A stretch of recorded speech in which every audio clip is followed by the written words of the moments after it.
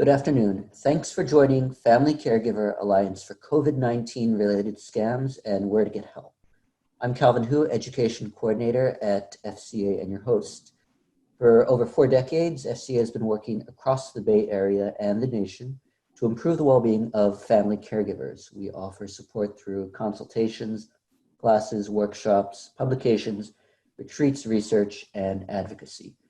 If you'd like to learn more about us or access our online resource center, FCA CareNav, please visit caregiver.org. Now for some quick housekeeping during the webinar, your phones or mics are going to be muted.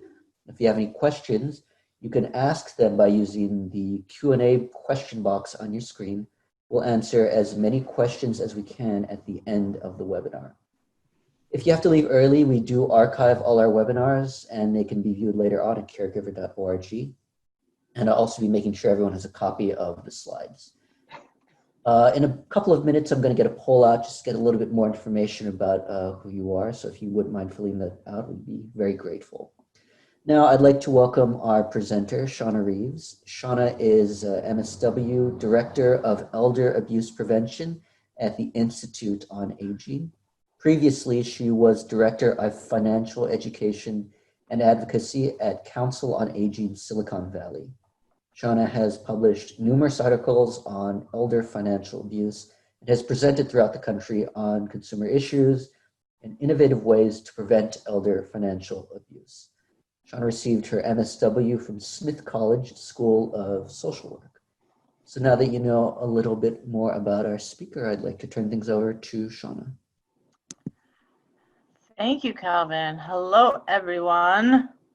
I'm so excited to be doing this for you all today because I'm a big fan of Family Caregiver Alliance, and every presentation I give about mandated reporter obligations, I'm always sure to bring up Family Caregiver Alliance as an adjunct to that system because caregivers obviously need support, and the big part of preventing elder abuse providing that support. So thank you to Family Caregiver Alliance, and thank you for everyone listening in today.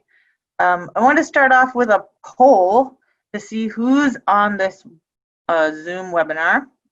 So if you could check the box that most accurately describes what you do, and I apologize if I've missed categories, I often do. So if you could say if you're a social worker, a nurse, family caregiver, paid caregiver, lawyer, fiduciary, scammer. You'd be surprised there's scammers on these calls.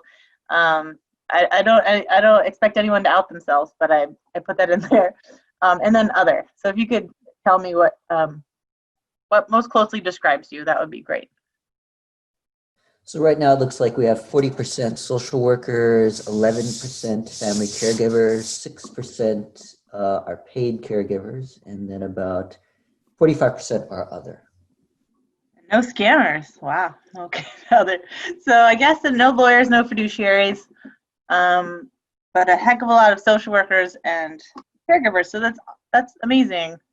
And if you want to write what you do in the chat box, feel free to do that too. If I'm missing, because there's a lot of others out there. In the meantime, we can move on to the next polling question. Are you inside California or outside California? And I ask that because the fact sheet that I am presenting today, my presentation is based off of a fact sheet that we created is for San Francisco. But I want you to keep in mind that we've also created versions for San Mateo, Santa Clara, those 2 counties, and then the Inland Empire. And we have a template that people can use for counties other than that. So if you want a template for your own county in California, please email me, sreeves@ioaging.org. It's also on the slides. But then, fun fact, there's now a version of this circulating in New Hampshire because the New Hampshire Attorney General's office got a hold of it and wanted to create a version for New Hampshire. So it's also possible to create this fact sheet for your own jurisdiction outside of California. And I'm seeing we have a resource facilitation manager, a volunteer program manager, and a facilitator for a caregivers raising their grandchildren and relatives group, and the senior center coordinator. So Calvin, the percentage for this question? Sorry, could you let me know what your question was one last time? Oh, sorry, the inside or outside of California question. Sure. 65% are inside of California, 35 outside. Perfect. Okay, thank you. And then one last question to kind of get a lay of the land regarding kind of how hard this has hit on this call. Have you or someone you know, either a family or client, etc., been the target of a COVID-19 scam?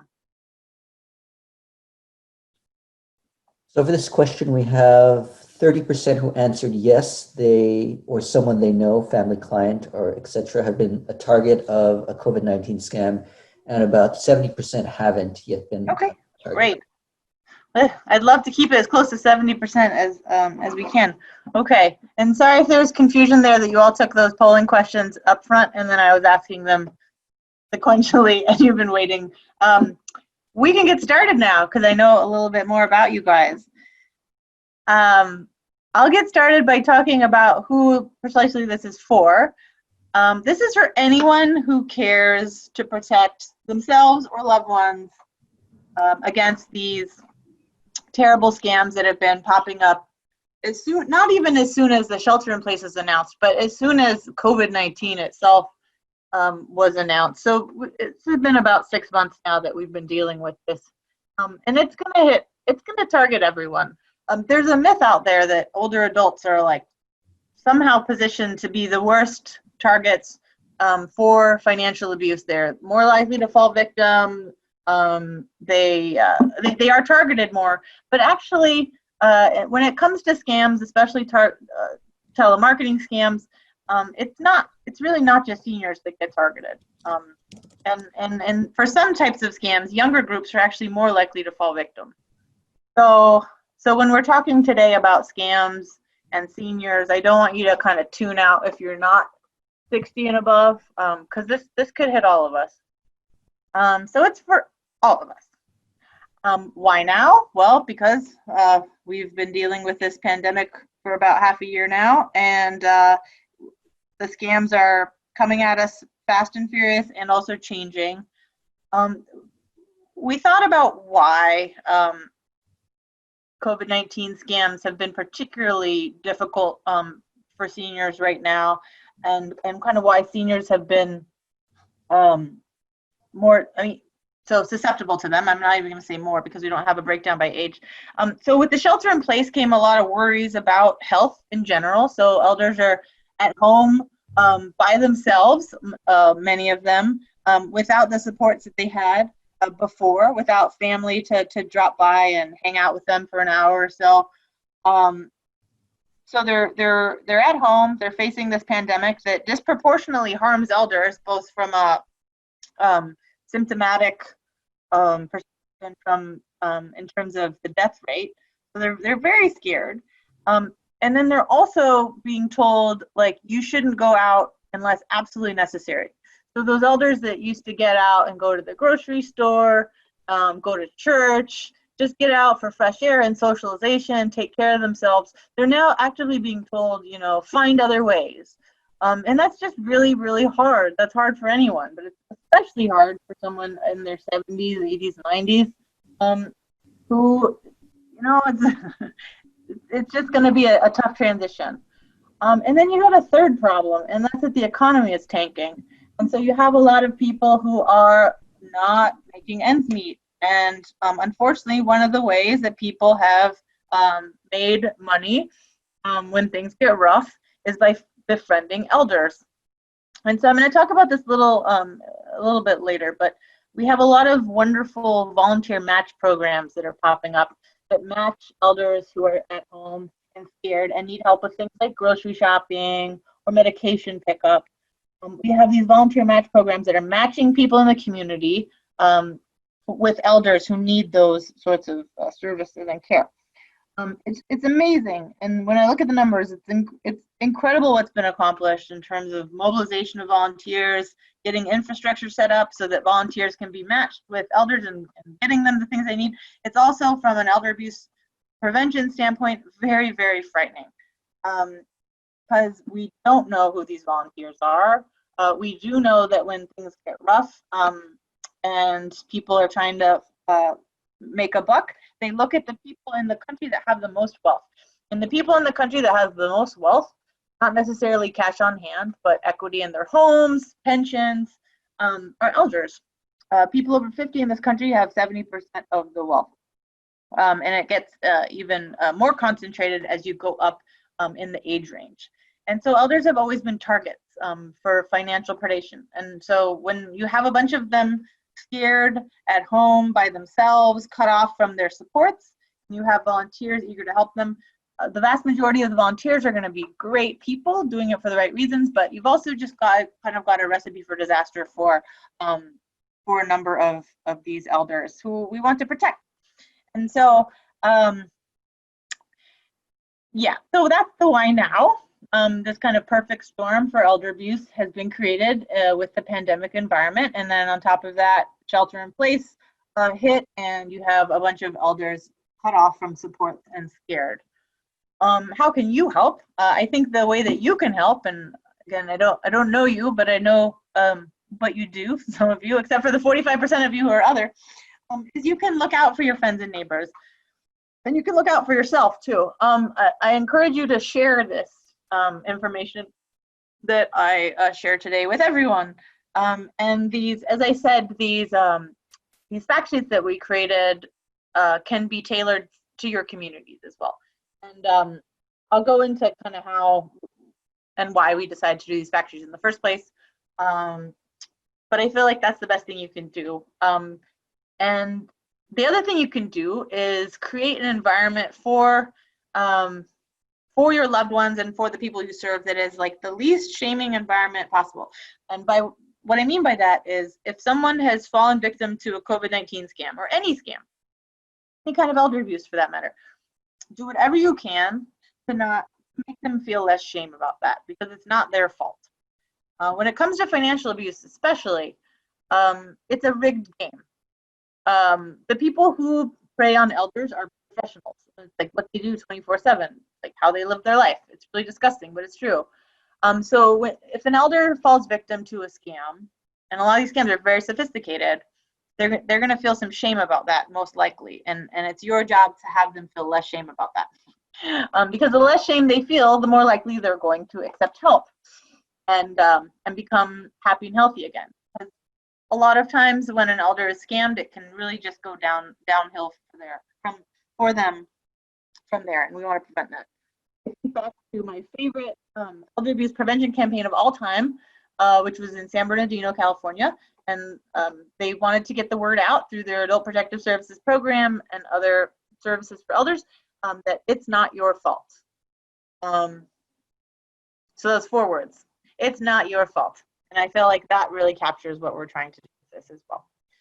What's next? Share these all over the place. I'll get to how we created it. So we gave a webinar, like it seems like forever ago, but it was probably only 3 months ago, maybe 2, with our DA about this rise in scams targeting seniors using COVID-19 as like the umbrella.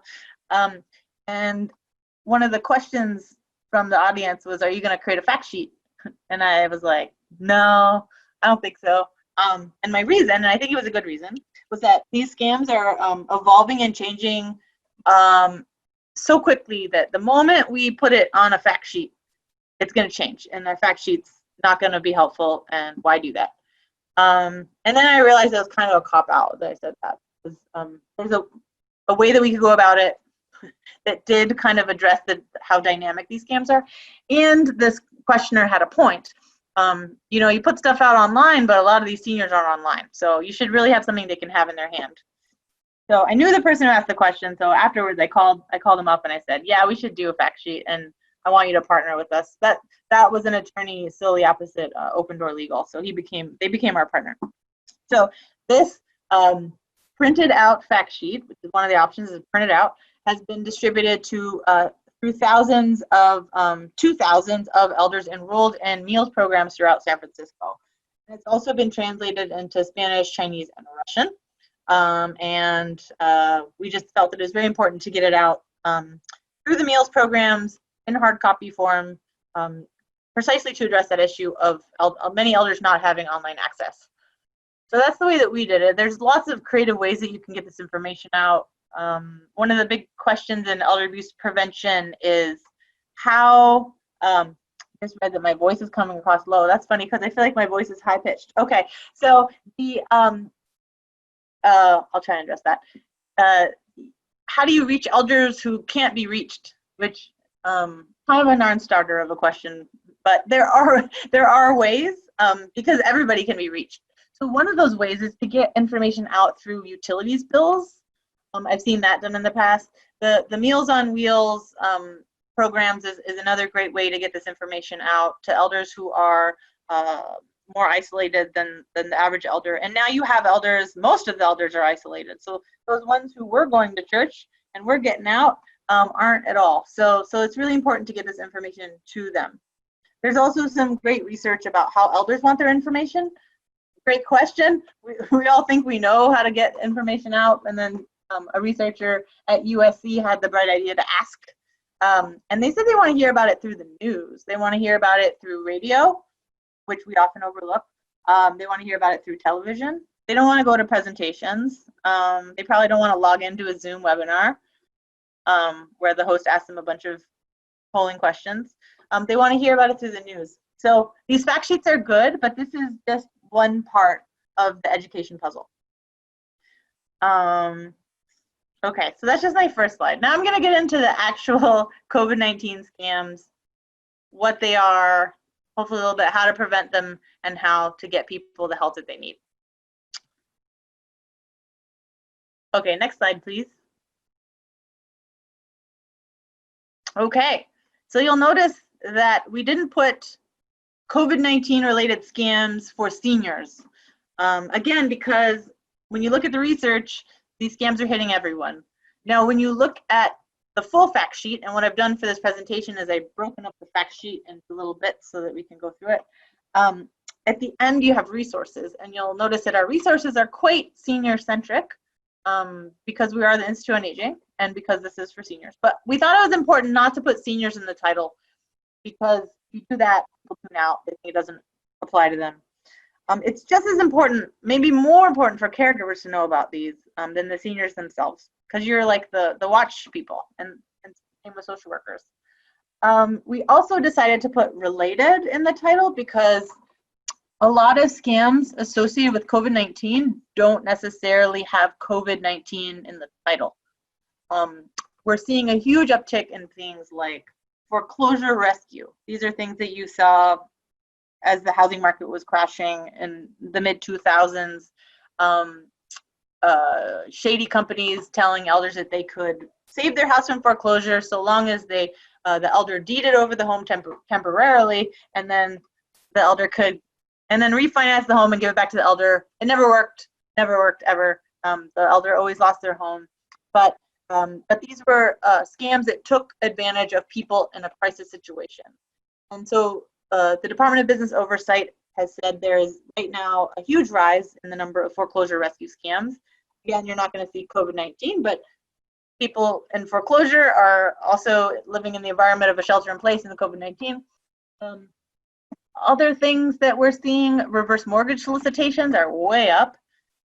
Reverse mortgages are not themselves a scam, but for the vast majority of elders, they are inappropriate products, and we call them the loan of last resort for a reason. But I've seen ads saying right now is a great time to tap that equity. Interest rates are low, COVID-19, the uncertainty around COVID-19. But again, they're not going to say, get your COVID-19 loan. That's a different thing. The third thing we're noticing, estate planning. Estate planning has always been a concern of elders. They want to make sure that their affairs are in order so that when they pass, their loved ones are taken care of. Maybe they want to avoid probate, all those things that an estate plan may or may not do for you.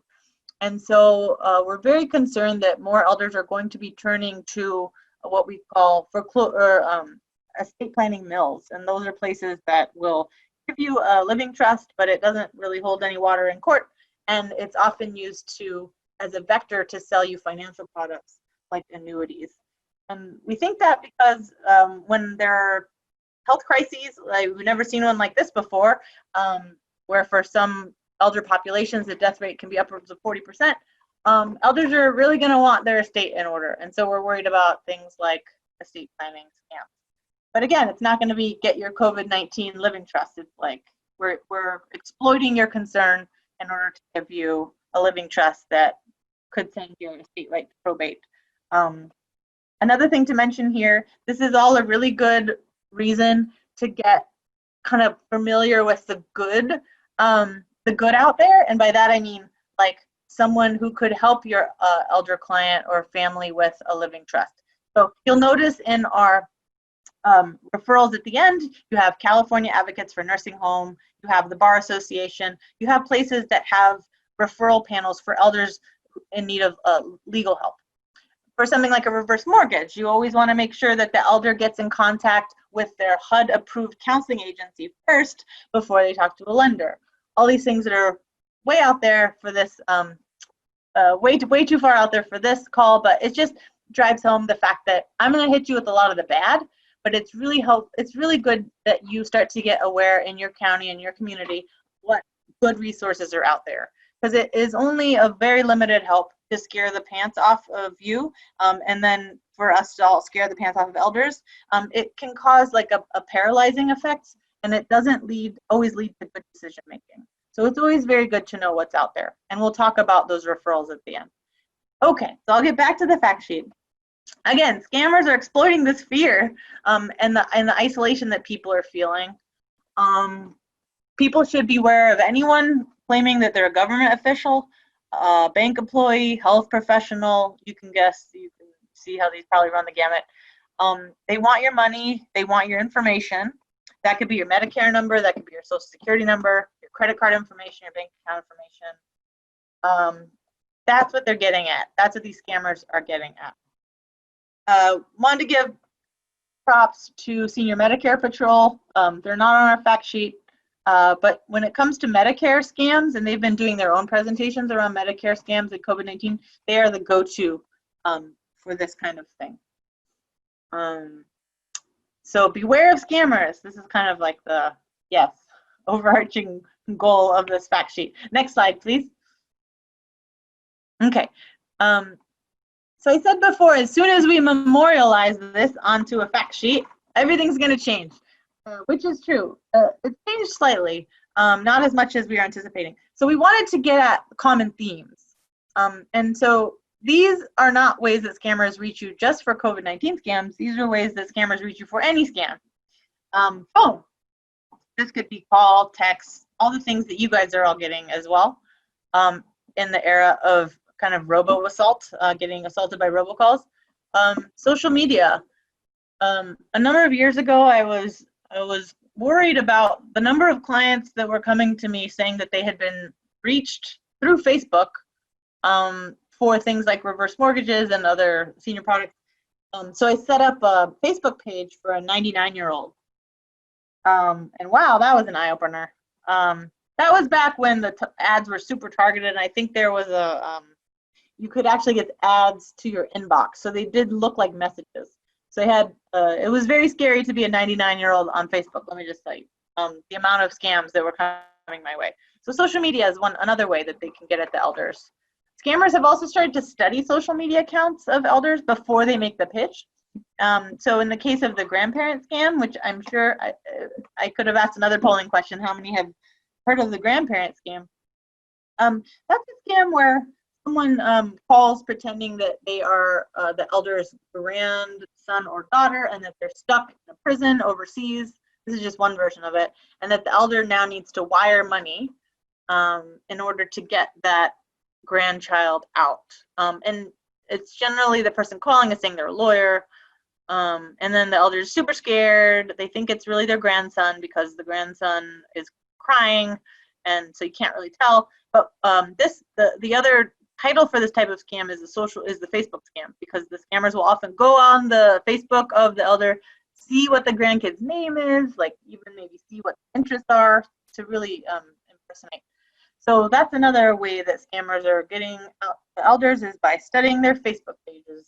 So Another thing you can do for your loved ones is teach them how to use those privacy settings. I know I've done that for all of my relatives. I'd be like, do you know that that post, that very embarrassing post just went out, like has a public reach? And I teach them how to lock it down. Another way they can get at you, everyone's gotten the Nigerian prince email. They can get at you through your email, and some of that will land in your junk box, but a lot of it won't. So that's another way. Websites that look like legit websites but aren't, and then in person. So we earlier on in the pandemic, there were news reports of people going to elders' homes saying that they were from the public health department. And then, I don't know, either selling elders things or some, in worst cases, casing the joint and then stealing. It turned out that that was it actually wasn't happening. That was a hoax. Somebody had put that out there, and then it got picked up by police departments, and it was circulating like wildfire. And so, as we were creating this fact sheet, we thought about, we don't want to put that on our fact sheet because it turned out that it actually wasn't happening. But the unfortunate thing about that is, as soon as it started circulating in the news, you bet people started perpetrating that scam. So you do want to worry about any sort of in-person door knockers during the pandemic, especially during the shelter-in-place. No one should be out. I guess some of you are in different states that are completely open, but in California, if you have a salesperson come to your door, there's just a whole lot wrong with that right now, and that's not the person that you want to talk to. So in-person scammers are also a thing. So those are the 5 main ways that they can reach you. Mail as well, but now elders are so used to throwing out their mail because it's all junk anyway that we're seeing less victimization through physical mail, but that's not to say that it doesn't happen. Okay, next slide, please. Common scams. So this is the part of the I just drank a lot of coffee. These are the parts of the fact sheet that are going to change, but so far they're kind of remaining steady, and I'll talk about one additional scam that we've been hearing about. So selling fake masks, COVID-19 testing or vaccine kits, those have been common. Asking for charity donations, COVID-19, I don't know, doctors, mask, sorts of drives, things like that. You can look up your charities at give.org or charitynavigator.org. Generally, we tell people if you want to give money, you should figure out who you want to give money to. You don't want to sit back and wait for someone, because a lot of times the people who come at you asking for money are not the people that you necessarily want to give money to, because they could be scammers. We were seeing promises of direct deposit of your stimulus check in order to get at your bank account information. Probably see this again as we're all due for another stimulus check round through the HEALS Act in August. So this one will probably be happening again.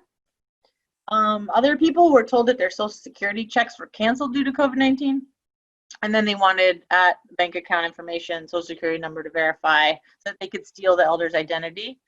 Some were offering relief money. This is kind of like charity donation scam. Unless they're offering to give money to the elder, at which point they're probably going to ask for the bank account information so that they can steal from the bank account. This one was interesting, saying a loved one has contracted COVID-19 and needs money wired. So that's a variation of the grandparent scam that I talked about earlier. It's just, there's always a twist on the grandparent scam. Contacting you pretending to be from the World Health Organization, the CDC, volunteer agency. To my knowledge, those agencies are so strapped that they're not doing any outbound calls. So if someone calls from the WHO or CDC, hang up. And then this one too, this one's tricky. Asking you to download a mobile app that gives you like up-to-date COVID-19 information. I feel like that's something that an elder might do to keep up to date on info, but you always want to be very careful about things like mobile apps where you don't know the actual like source. Okay, next scam. Next slide, please. Okay, as you all know, if you suspect elder abuse or dependent adult abuse, you should report this to Adult Protective Services. Our primary funder and partner at the Institute on Aging for the Elder Abuse Prevention Program is APS, and so we're constantly giving presentations on mandated reporting, how to detect, how to report, those sorts of things. We thought it was very important to remind everyone that you should report these cases to Adult Protective Services. I'm not saying that if you do that, they're going to solve everything, and I'm going to tell you about the other referrals that are available to you, but APS does have some tools available. And it's also helpful to know like how prevalent this stuff is, and Adult Protective Services does keep statistics, and they can keep track of these things just to kind of figure out how prevalent it is and how they're able to help elders. Next slide, please. Okay, so again, like red flags. So these are kind of general red flags, not just COVID-19 scam red flags, which I thought was important. Oh, and I said I would mention one other scam that has popped up since we created this, and that is the contact tracing scam, which everyone could have predicted. So you test positive for COVID-19, your county hopefully has contact tracers who have been hired to try and help do outreach to your contacts so they also can be tested and isolated if they need to be. But you can see where this can break down when we're also used to getting scam calls and scam texts. So you don't know who to trust. Scammers are very good. So what they're doing is they're impersonating contact tracers. And there's like lots of ways that they're doing this, and I'm sure it will continue to evolve. But what's very troubling about that is that contact tracing in the context of a pandemic is so important, and it is one of the ways that we're going to beat back this thing. So if you have people pretending to be contact tracers, the people that actually need to be called by a contact tracer, it's going to make it harder for them to do their job. So just contact tracing scams. I just wanted to mention that. Okay, back to red flags. Sense of urgency. They'll always tell you you have to act now. This deal is going to go away unless you do it now. Kind of like all the things you hear on late night television. When they're telling you that you need to buy this amazing toaster and that you can get 2 for the price of 1 if you do it now. They'll also say that they're like official. So I talked about the CDC and the WHO. You also see I don't know, IRS, police, places where you tend to not question. Like, oh, you're from that organization? Okay, I trust you. You don't want to trust people. Asking for payment via wire transfer. Wire transfer is always a big red flag. Sometimes scammers will ask elders for money, and then the elder will say, oh, great, okay, I'll go to my bank and I'll tell them to help me with this. And they'll say, no, don't go to your bank. And the reason for that is banks are mandated reporters for elder abuse. They're also trained to detect it. So if an elder goes to a bank asking for money, the chances are good that the bank's gonna understand what's going on and not allow that transfer of money. But with wire, like kind of like all bets are off with wire. They're hard to trace. A lot of things go wrong. So even more things go wrong with gift cards. So this is when an elder is told that you need to go to Walmart and buy a bunch of like Appletoons gift cards and iTunes. Appletoons, I don't know where you would get those gift cards. iTunes gift cards, that's how you're going to pay us. It sounds crazy to most of us. Like, why would why would someone from the CDC say that you need to pay them with an Apple gift card? Well, I'm just saying this is a thing, and a lot of elders are doing it. So gift cards, wire transfers, big red flags. Of course, requesting your personal information is always something you should really worry about and never give it out. If a bank calls you and they're like, what's your account? Okay, well, if you're my bank, you should know my account. Links from unverified sources and unknown sources. This can be tricky as well. And I myself need to get more up on this, but you'll see websites. Right now, there's a very tricky Netflix scam. There's a Netflix, it's an identity theft scam, and the Netflix site that you get directed to looks exactly like the Netflix site. Like someone who went to like graphic design school and like graduated top of their class, like created this scam. but it's not the official site. And so you always want to make sure when you're on a website, especially if you're entering information, and I don't think you should ever enter information onto a website for the most part, you want to make sure when you look at that domain name that it's adding up. It's not like chasebank1.com. It's like the actual Chase Bank. Emails from personal accounts. Watch out for this too. Yahoo, Hotmail, Gmail, AOL. If you're from a legit agency, why don't you have a freaking actual email?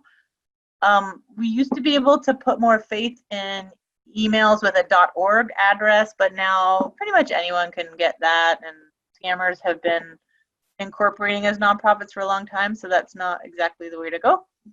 But just you want to do a lot of research before you email. You want to look at that email, especially if it's a private email. Then websites that look like important COVID-19 news information sources, I talked about that. So what those can do when you click on those links is they can install malware in your computer that can both damage your computer and then gain access to your information. And that's a huge headache and really ugly. So you just want to avoid that as well. Unverified apps. I don't really use apps. I don't know, weird. But if you download the wrong app, you can lock your phone. They can steal the data. You want to only download apps from a verified publisher from Google Play or Apple Store. This is very important as well because it can lead to that malware situation that I just mentioned. A lot of this stuff you guys already know. I'm convinced. I'm sure of it. But these are all things that it's helpful that we teach others about. Okay, next slide, please. Okay, so again, it's one thing to just scare the pants off of people and just say, watch out. It's another to say, these are things to be worried about, but there are also places you can go for help. Much better, because if you hear them, they're just gonna, I mean, they're scared, and actually they could end up making worse decisions when they're in a position of empowerment. So we thought long and hard about who we want on our fact sheet as referral sources. And a couple we were told later, like we should have put on there, like the Senior Medicare Patrol is a good one, but as you can see, we already have a lot of words on our fact sheet. Another one is the IC3 website. The FBI has a way that you can report scams, and it's very important to do it. We didn't put it on the website or on the fact sheet because we wanted to give people referrals that like help them get assistance. The IC3 is more for like FBI, but also people have gotten help that way. Okay, so that's my disclaimer. So legal referrals. Open Door Legal was our #1 partner. Their senior elder law attorney asked the question, which resulted in this fact sheet. So we wanted them there. Bay Area Legal Aid, these are all for the Bay Area and San Francisco specifically. It's one of our go-to legal aid orgs in the Bay Area, and they have offices in multiple counties. For senior specific issues in San Francisco, we have legal assistance for the elderly, so that's our senior legal services provider. We also have a fantastic organization that helps with housing issues and consumer issues, housing economic rights advocates, California Advocates for Nursing Home Reform. Don't let the title fool you. They also have a panel for elder law issues, both for estate planning and financial abuse. And then our district attorney's office has their victim services division, who's been a super strong partner, has dedicated elder advocates on staff. So we thought it was important to put them on here. If you do want to replicate this for your own community, I would suggest doing what we did, which was asking everyone's permission before putting them on the fact sheet. Because it could be that they start getting calls and they say, what the hell, where are you finding this? Like, why are we on a fact sheet without our permission? We wanted to have buy-in, like enthusiastic buy-in from all of our partners. And we also wanted them to know that like they're part of this effort to help elders stay safe. Do they have the required expertise to help someone who actually calls? Elders can get referral fatigue, I call it. Like, I think the worst thing you can do is give an elder like 18 referrals and say, go to town. They might call one or two, get some kind of iffy advice, or we can't help you advice and give up. So we want to make sure elders get sent exactly where they need to go. So adult protective services, legal referrals. It's important for you to give both because APS isn't always going to also know what the great legal referrals are. And then we also thought it was important to talk about places elders can go to get their social needs met. So we put on here, Covey is Well Connected, used to be called Senior Center Without Walls. They do programs through phone, like a party line. And then they also do volunteer matching. We have the friendship line at Institute on Aging, which can be very helpful for isolated elders. Little Brothers, Little Friends of the Elderly provides volunteers to connect with elders. And then because I have those concerns about the volunteer match programs that help elders in need of food and medication pickup, I wanted to make sure that I put the very best one that I know of. And that for San Francisco, that's the Response Volunteer Program, the COVID-19 Emergency Response, otherwise known as SERV. They do background checks on their volunteers. They do all sorts of quality control that I'm not seeing with the other mutual aid groups that are popping up. So again, if you decide that you want to create this for your own community, and I encourage that, just think about kind of what are the go-to places. And I just got a question, is this for California? So this one is very California focused, but it has been successfully implemented in New Hampshire. So we can give you the bare bones template, and then you can put your own referrals in the both legal and stay connected section. It's less California specific, this one, than it is San Francisco specific. This one is very specific. We thought that was more helpful than doing just a California-wide one, because the legal referrals are very much bound by county border, and so we thought it was better than saying, like, I don't know, call your local bar association, or I don't know, look up legal aid, because then a lot of times elders, like, they're not exactly sure where to go with that. I've had clients who have like found their attorneys on through the phone book. That's very bad. One found the attorney through the Penny Saver. So I think it can be helpful to get like very good referrals on this fact sheet for your community. Next slide, please. Okay, more information. We have more goodies for you at our website. We have this fact sheet, which is our latest and greatest, again in Spanish, Russian, and Chinese. We also created scam fact sheets for World Elder Abuse Awareness Day 2 years ago, focusing on 5 common scams. And then we also have general information on our website, including links to articles and webinars, and we just updated it, so it's looking better. So if there's other things that you want information on, I encourage you to look at our website. And that's my whole staff. Senior Program Coordinator Glenn Fishman, Associate Director Tamri Hajani. They're both key players in creating this. Tamri designed the whole thing. Glenn's been our go-to on COVID-19 scams pretty much since the pandemic hit. And that's my baby on the left, because I had to take him to an elder abuse conference. Okay, next slide, please. So now is the time for you to ask questions. And my contact information is on the next slide, so don't worry about that yet. But I want you to reach out to me if you have questions, and I want you to let me know if you want that template. But right now, I just want you to ask any questions that you have. Perfect. Thanks, Shauna. Thank you. We do have a couple questions related to scams. The first one, is there perhaps a certain mindset that can help you be less susceptible to being victimized? I know it seems like for financial scams, maybe some of the thoughts racing through one's head might be worrying about missing out on an opportunity, or maybe, as you kind of mentioned, wanting to have things planned for your kids, your grandkids, having lined up and kind of making everything, trying to stretch your assets. Maybe those are some pitfalls. But are there any certain kind of ways to think about, emails or some of these other things that might help you be less susceptible to be victimized? Yeah, maybe that's an excellent question. And it's gonna really, your mileage will vary. So it's gonna depend on where the person's at in terms of their fear level, their ability to like do solid like financial review. A lot of people, I mean, that our country, I forget the number, but like half of Americans are pretty much financially illiterate. So when you tell someone, "Oh, I got this deal for you," and there's no background in finance, there's no starting point, you might go with what that professional has to say. Here are some suggestions that I have. There are people out there who have on their business cards all sorts of letters after their name. One in particular is a Certified Senior Advisor Designation, CSA. So an elder who's like maybe looking for estate planning or looking for, I don't know, upgrades to their bathroom, organization help, they're going to see that on the business card, Certified Senior Advisor, and they're going to think, oh, hey, this person has special knowledge about how to help me. That is not the case. A CSA designation is a sales designation.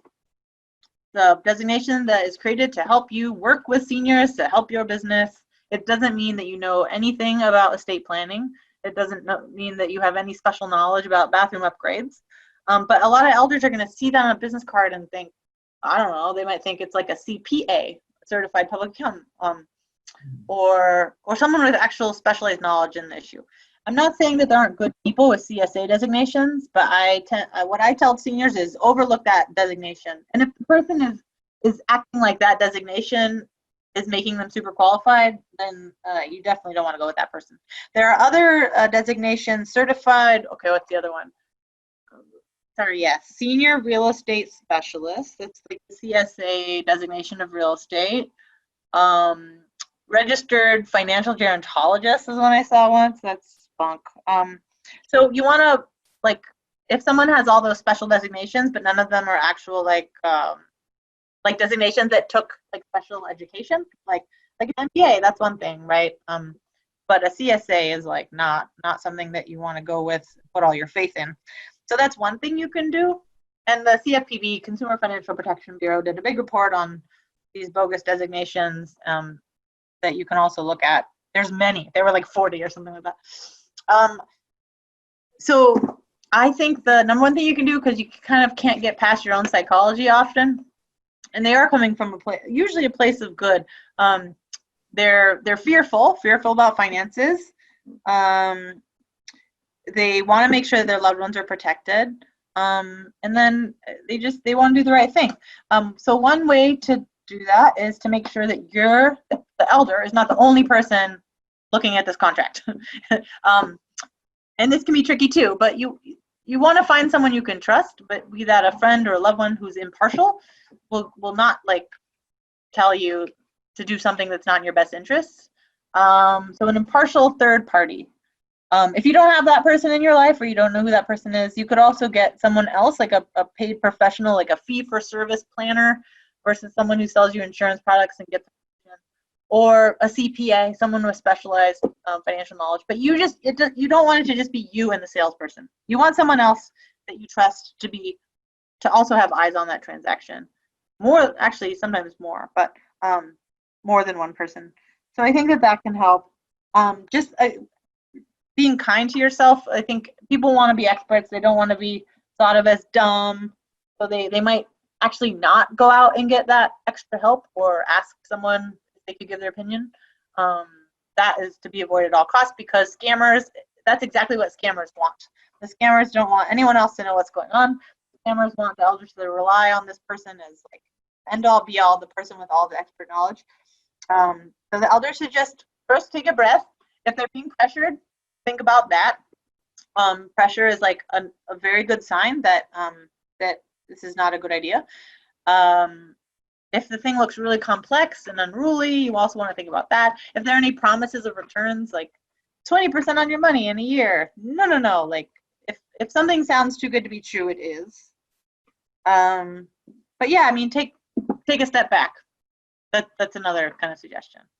I was kind of all over the place with that answer, but it really, as I said before, it depends. If the person has some sort of cognitive decline, and many elders do, even though it's not like apparent to us,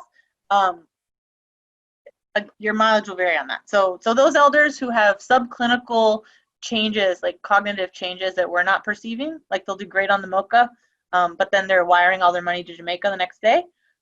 Those are the ones that are at the most risk, because they're very, very confident in their ability to do financial planning and look at contracts, but they're seeing there are changes in the brain that are making them much less able to do that competently. So those folks is going to be tough. And for those folks, you definitely don't want to stigmatize. And then those ones that are like have the dementia and like they get like a significant level, and then they get the Nigerian prince email. The thing about that is it's actually very hard for someone with dementia to even figure out where to wire the money in one of those. So in some ways, people with dementia can be protected from some of these scams. It's the people who don't have like awareness that they might be having some cognitive issues that are most at risk.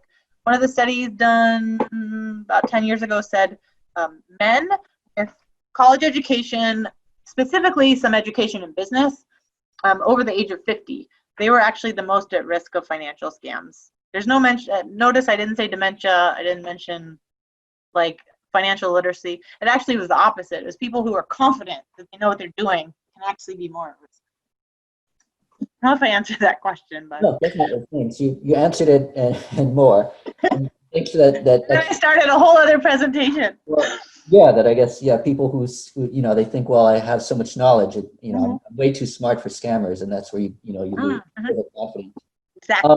We have another question from a listener who's taking care of an elderly parent. They're getting a little bit worried that maybe they might be slowing down a little bit, maybe not dementia, but maybe they're just not as sharp as they used to be. But they're having a little bit of trouble talking to they want to talk about, let's talk about scams, or maybe, let's we want to make sure you're healthy financially. And so I guess what would your advice to them be? And we can kind of read between the lines, right? Because we know elders, it would be, if you're victim to a scam, be hugely embarrassing to an adult child that you'd fell victim to maybe, the gift card scam. And then there's a worry that, I think a legitimate worry, that they might lose their independence. Maybe that means that my adult children's going to take over my finances. Maybe that means I can't live independently anymore. So I think maybe, some of that stuff might also be percolating in terms of also why they might want to try not report, not report and not trying to seek help after they've already been victimized. No, you hit it on the head. You could give my presentations next time. It's totally true. And you might want to start with that. Like start, if you're worried about your loved one and their susceptibility to falling victim to a financial scam, start with that piece about this could bring up some issues. Like you might have some worries about how, like, we're starting with this conversation, but ultimately we want to take like your ability to manage your finances away from you, or maybe you should live somewhere else, or maybe you shouldn't be driving. It's a slippery slope, and I think you're right. Elders will clam up when they feel that conversation about finances is going to lead to something much more drastic. I've seen this happen in my own family, so I'm like totally going off of that. Yeah, and you want that not to be the case. And so there are ways that you can help a loved one manage their finances without like doing the most drastic things like filing for conservatorship and all that stuff. The CFPB actually has a great, you can get it on their website, guide to helping people manage their money. It's called Managing Other People's Money. You could, if it is leading to that, if you're worried that the elder like needs more help than they're getting, and like maybe they have fallen victim to a scam and you're trying to figure out how to like make that not happen again, you could talk about very like low touch ways to help them move through that process. One of my absolute favorite things out there, and very few banks offer it, there's something called a look only account, and that's a way that an elder should be very careful actually about having someone else on their bank account, like a joint account, but they might want someone who can just look in and make sure that money's not going someplace that it shouldn't. And so you can give access to someone else to have a read-only access to your account, which means they can look at the account, but they can't go in there and mess around with the money or take it out or anything. But they can just be, like I was saying with contracts earlier, more eyes on the bank account. I know, so there are only a few banks that offer this. I think that you can get this through a company called Eversafe, which is a private party that will actually monitor bank accounts for fraud activity. But those are just like low-level, non-scary ways that you can help the loved one. And it's also you being proactive and saying like, I want to help, not like, oh my gosh, like you're terrible, like you're falling victim for scams, like how are we going to clean this up? But like, how do we nip this in the bud and like help? Let's be proactive about this. And you're not like saying I just want to take over everything. You're saying I want to help, be an assist, like I want to assist with your safety. when it comes to finances. So that, and of course, like the other thing to mention and to think about is family dynamics. So I don't know this person's family dynamics, but like there's a lot of variables there. So has the elder had issues with family in the past, like being overbearing, or have they even been victimized by a family member? That happens too. Has the elder always been very private about money? Did they survive the depression? There's all this stuff that goes into it. But I think like coming at it as I want to be I want to help you. I'm not going to be the driver of this. I want to like help you protect your finances. I think that can go a long way. Perfect, thanks. And again, I guess you mentioned it before, even just about not being judgmental, not trying to make them feel bad, not criticizing them, just wanting to be there to help them out and really to.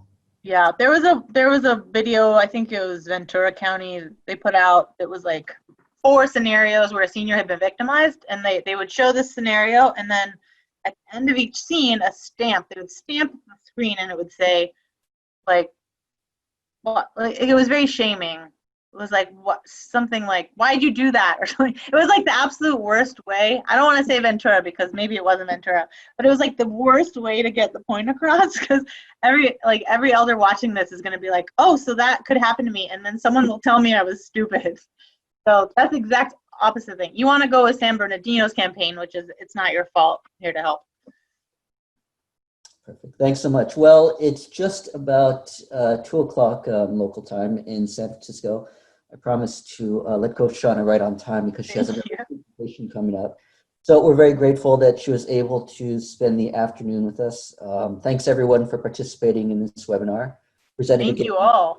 And please email me with questions or call, whatever. All right, I forgot. I'll leave this up even after we say goodbye. But here is, I believe, Shauna's contact information. Yes. So I'll leave this up even after the webinar is over, just if anyone wants to copy information. But again, thanks everyone for joining us this afternoon. Thanks, Shauna.